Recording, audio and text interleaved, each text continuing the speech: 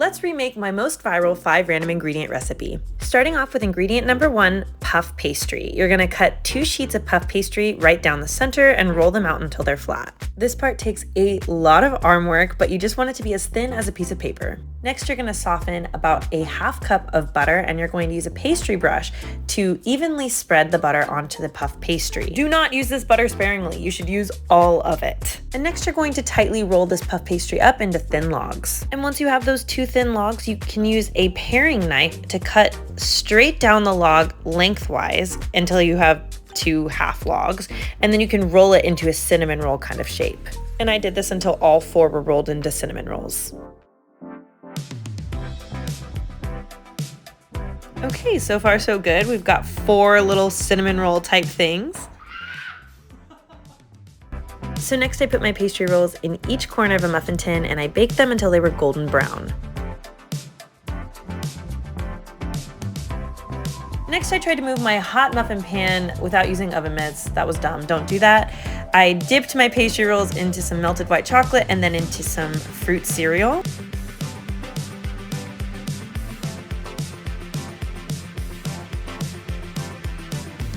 And they ended up looking like this. So cute and definitely deserving of the Cassie dance.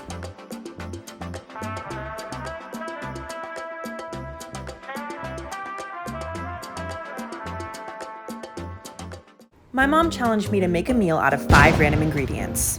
The first card I picked was jelly, and I mean, everybody likes jelly. And the next card I picked was barbecue sauce, so that's a little weird. And then I chose ground beef. It's getting weirder. I chose egg, and lastly I chose, what was that? I didn't even see. Oh, breadcrumbs. So I had like a meatball vision for this. So I mixed together ground beef, breadcrumbs, and eggs, no flavoring. And I just put it on top of a wire rack in the shape of meatballs, thinking that would do the trick. And I put it in the oven, and I mixed together my grape jelly and my barbecue sauce, and then I just put my cooked meatballs in there and let it simmer for a while. And you guys, I thought this was gonna be it for me. Really, I was like, these are gonna be the best meatballs ever. Here I am adding some salt, just praying that they taste better than they did.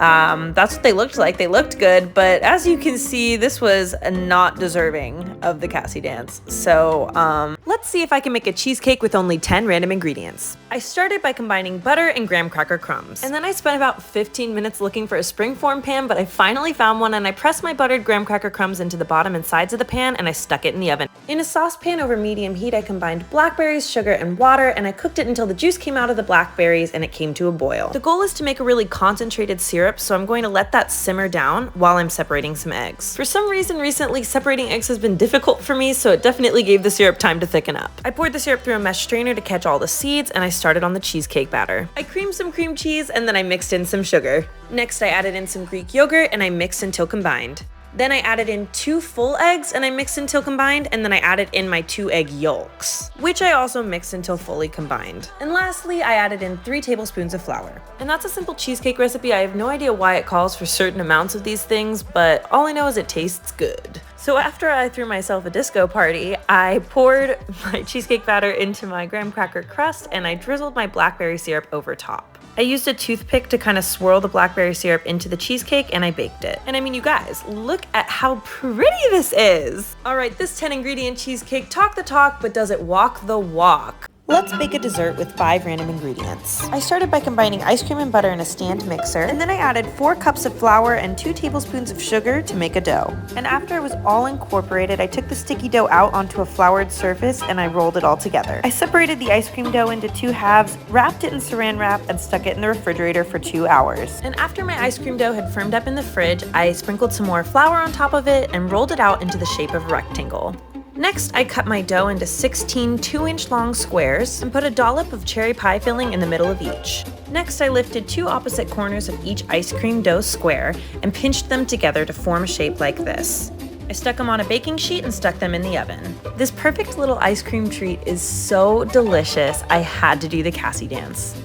Let's make a meal out of 5 wacky food combinations. I started by combining blueberries, sugar, and lemon in a pot and bringing it to a simmer over medium heat. And while that simmered, I cooked some frozen hamburger patties as the box directed.